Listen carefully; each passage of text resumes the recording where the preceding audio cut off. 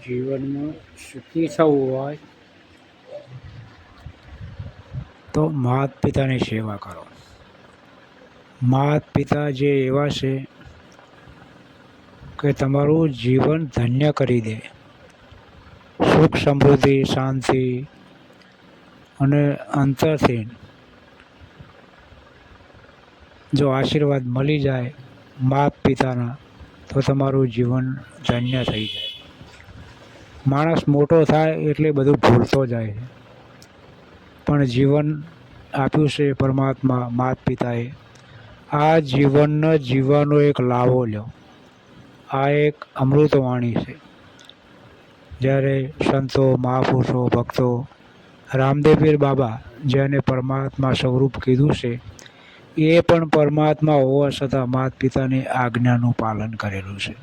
રામચંદ્ર ભગવાન જે પરમાત્મા સ્વરૂપ જે આ જગતની અંદર આવ્યા એમને પણ માતા પિતાની આજ્ઞા પાળેલી છે.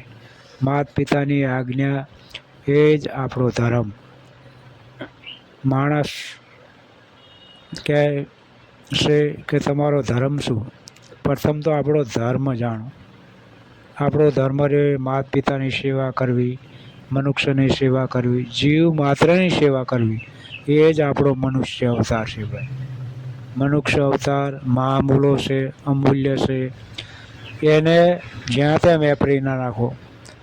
અમૂલ્ય વસ્તુ મળી છે એટલે સંતો મહાપુરુષોના ચરણમાં જઈ અને આપણે જ્ઞાન લેવી છીએ, વિચારવી છીએ કે આ સંતો મહાપુરુષો કઈ રીતે આ જગતનું ભલું કરી રહ્યા છે. આપણાથી ભલું ના થાય તો કાંઈ નહીં, પણ કોઈનું બુરું ના કરવું, કોઈનું ખોટું ના કરવું અને સુખ શાંતિનું જીવન જીવવું. સત્ય એ જ ધર્મ, કોઈ ધર્મ બીજો નથી.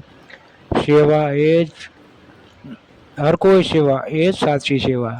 માતા પિતાની સેવા તો અમૂલ્ય ગણી છે. માતા પિતાની સેવા જો થઈ જાય તો જગતની અંદર માણસ રહ્યો ને એ મહામૂલ્ય અમૂલ્ય અવતાર એનો થઈ જાય છે ભાઈ. જય ગુરુદેવ.